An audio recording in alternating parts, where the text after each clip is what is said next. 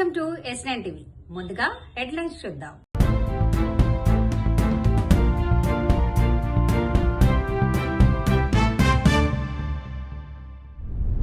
పనివారం దృష్ట్యా తమకు తగిన వేతనం పెంచాలి. ఎక్సైజ్ కానిస్టేబుళ్ల బదిలీల ప్రక్రియను చేపట్టాలి. బాబాసాహెబ్ ఐడియాలజీ నిరంతరం మన మధ్య ఉంటుంది.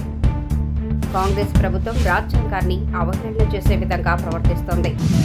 35వ జయంతిని చాలా వినూత్నంగా ఇవాళ 13వ తారీఖు అర్ధరాత్రి అంటే టెక్నికల్గా 14 ఏప్రిల్ నాడు మరి ఇక్కడ SC/ST ఎంప్లాయీస్ ఫోరం అదేవిధంగా కుమారన్న గారి ఆధ్వర్యంలో ఈ సంబరాలు జరగడం చాలా సంతోషం.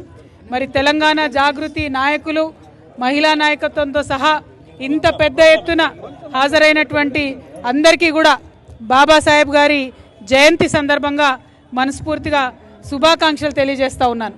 మరి తెలంగాణ రాష్ట్రం ఇవాళ వచ్చిందంటే, తెలంగాణ ప్రత్యేక రాష్ట్రంగా ఏర్పడిందంటే కేవలం అది బాబాసాహెబ్ గారి భిక్ష అని చెప్పక తప్పని పరిస్థితి. ఎందుకంటే ఆర్టికల్ 3 అనేటటువంటిది మన రాజ్యాంగంలో లేకపోతే, ఆ రాజ్యాంగం మనకు శక్తినివ్వకపోతే, తెలంగాణ ఉద్యమానికి ఒక నైతిక పునాదినివ్వకపోతే మనం ఇవాళ రాష్ట్రం సాధించుకునే వాళ్ళం కాదు. మరి వచ్చినటువంటి రాష్ట్రంలో కూడా బాబాసాహెబ్ గారు కోరుకున్నట్టుగా స్టేట్ సోషలిజం వర్ధిల్లాల్సి ఉండింది. కానీ 12 సంవత్సరాల్లో కూడా ఆ పరిస్థితి రాలేదు. ఇప్పుడు మరీ దారుణంగా ప్రతి చోట కూడా దళితుల మీద, పేదవారి మీద, మహిళల మీద అకృత్యాలు రోజు రోజుకు పెరుగుతున్నాయి తప్ప తగ్గడం లేదు. ఉదాహరణకు ఈ ప్రభుత్వం వచ్చి 3 సంవత్సరాలు అవుతుంది. గత ప్రభుత్వం 10 సంవత్సరాల్లో కూడా ఎక్కడ ఏ ప్రాజెక్టు కట్టినా కోల్పోయింది అసైన్డ్ భూములే, దళితుల భూములే చాలా పెద్ద సంఖ్యలో. వీటన్నిటిని కూడా సవరించుకుంటూ మరి పేద వర్గాల ప్రజలను కాపాడుకుంటూ ముందుకెళ్లాల్సినటువంటి సందర్భం. మరి నిన్నగాక మొన్న వెలుగుమట్లలో చూసినాం, రేపు మేము పరిగికి వెళ్ళబోతా ఉన్నాం, అక్కడ చూస్తూ ఉన్నాం. 1200 ఎకరాల భూమి తీసుకుంటే అందులో దాదాపుగా 1000 ఎకరాలు దళితుల అసైన్డ్ భూమినే ప్రభుత్వం తీసుకోవడం జరిగింది. తెలంగాణ రాష్ట్రంలో గత 8-9 ఏళ్ళుగా బదిలీలు చేపట్టాలని ఎక్సైజ్ కానిస్టేబుళ్ళు ఎన్నో ఏళ్ళుగా గత ప్రభుత్వాన్ని మొరబెట్టుకున్న ఈరోజు వినిపించుకోలేని పరిస్థితి ఉండే. మరి తెలంగాణ ప్రజాప్రభుత్వం ఏర్పడ్డ తర్వాత ఈరోజు ఎక్సైజ్ శాఖలో కానిస్టేబుల్ల బదిలీలు చేపట్టాలని చెప్పి ముఖ్యమంత్రి గారికి, చీఫ్ సెక్రటరీకి, అదేవిధంగా ఈరోజు ఎక్సైజ్ శాఖ కమిషనర్కు అనేక సార్లు ఈరోజు బీసీ పొలిటికల్ చేసి విజ్ఞప్తి చేయడం జరిగింది. బీసీ పొలిటికల్ చేసి విజ్ఞప్తుల కారణంగా ఈరోజు బదిలీలు చేపట్టినందుకు తెలంగాణ రాష్ట్ర ముఖ్యమంత్రి గారికి, ఎక్సైజ్ శాఖ మంత్రికి, అదేవిధంగా కమిషనర్ గారికి బీసీ పొలిటికల్ చేసి పక్షాన ధన్యవాదాలు తెలియజేస్తూ ఉన్నాం.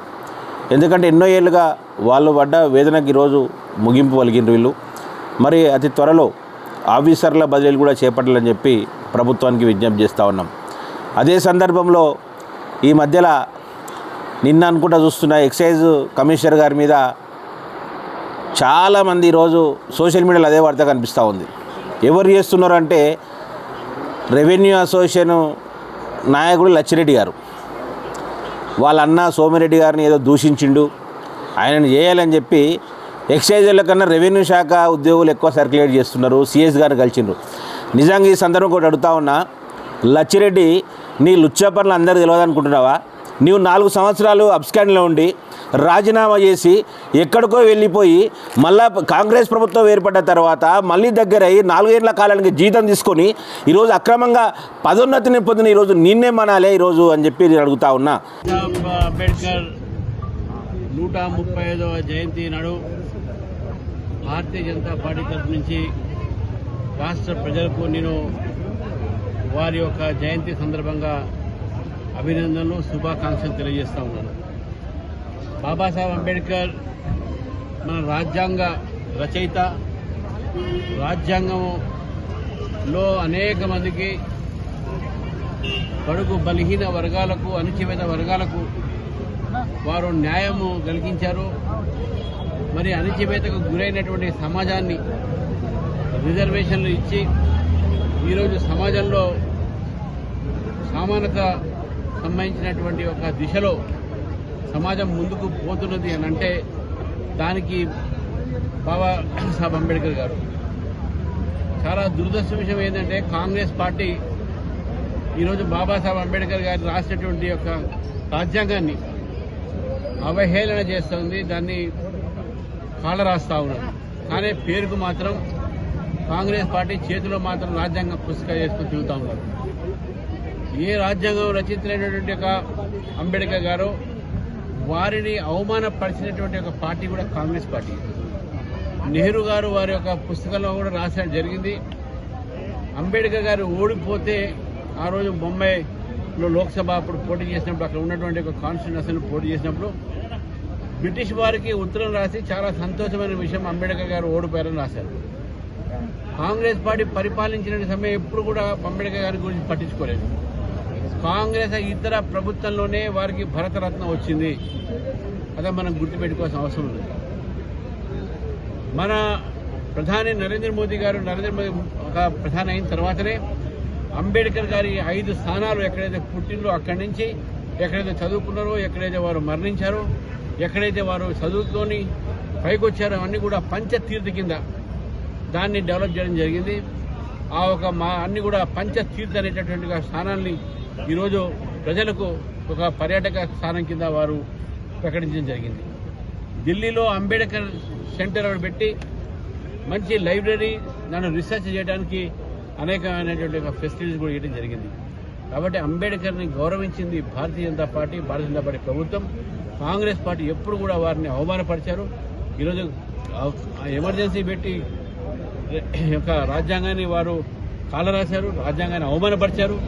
అంతేకాదు ప్రెస్ని, మామూలుగా హక్కుల్ని, వీటన్నిటి బీద వాళ్ళ ఇల్లు కూలగొట్టి ఇటువంటి ఒక వరవడి ఉన్నది కాంగ్రెస్ పార్టీ. కాబట్టి బాబాసాహెబ్ అంబేద్కర్ జయంతి నాడు మరొకసారి ప్రజలకు నా తరఫు శుభాకాంక్షలు చేస్తున్నాను.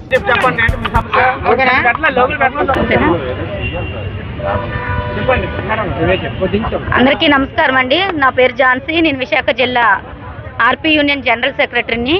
ఈరోజు ఇక్కడ ధర్నా చేయడానికి ప్రధాన కారణం ఏమిటనగా 4 నెలలు బట్టి మాకు వేతనాలు లేవండి. ఇది 5వ నెల. 4 నెలల నుంచి జీతాలు లేకుండా పనులు ఎలా చేస్తాము? జీతాలు లేకుంటే ఈ రోజుల్లోనే ఎవరైనా బతకగలరా? మేము ఏ విధంగా బతకాలి? ఏం తినాలి? పిల్లల ఫీజు ఎలా కట్టుకోవాలి? మా మెయింటెనెన్స్ ఎలాగా చేయాలి చెప్పండి. గవర్నమెంట్ ఎవరైనా అధికారులు కానీ ప్రజాప్రతినిధులు కానీ ఎవరైనా జీతాలు లేకుండా పనిచేస్తున్నారా? మేము జీతాలు అడిగేసరికి అమ్మ అమౌంట్లు లేవు, అమౌంట్లు వచ్చాక మీకు ఇస్తాము అని అంటున్నారు. ఏ పని కూడా ఎక్కడ కూడా ఆగట్లేదు. మా ఆర్పీలు జీతాలు అడిగేసరికి మటుకు మాకు అమౌంట్లు లేవని అంటున్నారు. ఇది ఎంతవరకు కరెక్ట్ అండి? అలాగే విపరీతమైన పనిభారం మోపుతున్నారు. మన విజయనగరంలోని ఆర్పీ జయలక్ష్మి అన్న ఆవిడ ఇలా పనిభారంతోనే ఆవిడ ఒత్తిడిని తట్టుకోలేక సడన్గా హార్ట్అటాక్ వచ్చి చనిపోయారు. అలాగే ఆర్పీలకి ఇంత పనికిరాని యాప్లన్నీ పెట్టి పని ఒత్తిడి చేస్తున్నారు. దీనివల్ల మానసికంగానే శారీరకంగా కానీ ఆర్పీలు అందరూ కృంగిపోతున్నారు, హాస్పిటల్ పాలవుతున్నారు. ఒక ఇన్సూరెన్స్ లేదు, ఒక బీమా లేదు. కనీసం ఆర్పీ చనిపోతే కూడా ఒక 10 రూపాయలు అనేది కూడా ఆ కుటుంబానికి చెందట్లేదు. ఒక ఈఎస్ఐ కానీ ఒక పిఎఫ్ కానీ ఆర్పీలుగా వర్క్ చేస్తున్నామని పేరే కానీ ఈ రోజున ఏది కూడా గవర్నమెంట్ వచ్చినా ఏది కూడా మాకు చెందట్లేదు. చంద్రబాబు నాయుడు గారు కడప సభలో మాకు 15,000 జీతం పెంచుతామని, అలాగే ప్రతి ఆర్పీ ఇండివిజువల్ అకౌంట్లో వాళ్ళ శాలరీలు జమ చేస్తామని మాట ఇచ్చారు. అదే ప్రకారంగా చంద్రబాబు నాయుడు గారు వచ్చి ఆల్రెడీ మన 5వ నెల 6వ నెల వచ్చేసరికి 2వ సంవత్సరం వస్తుంది. కానీ ఏదైతే హామీ ఇచ్చారో ఆ హామీని మటుకు నెరవేర్చలేదు. ఎన్నోసార్లు కలెక్టర్ ఆఫీసులకు వెళ్ళాము. అలాగే ప్రజాప్రతినిధులు ఎవరున్నారో వాళ్ళ చుట్టూరు తిరుగుతున్నాము.